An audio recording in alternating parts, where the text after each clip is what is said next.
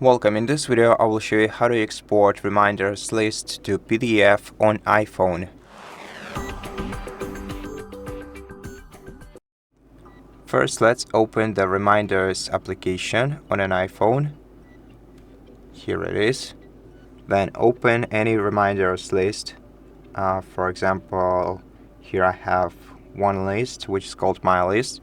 And now in order to export it as a PDF file, we're gonna have to tap the three-dot icon in the top right corner of the list, then select Print, and then tap the Share icon right here.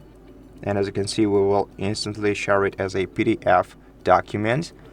So let's select Save to Files and select the directory, for example, Documents folder.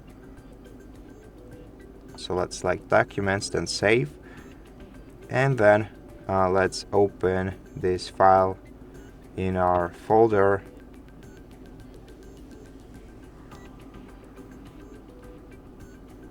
Okay, let's just open Recents, and here is the PDF document with the list of our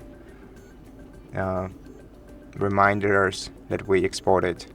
And so that's how you do it. Thank you for watching this video. If you liked it, please consider subscribing to our channel, leave us a like and a comment below, and I'll see you in the next one.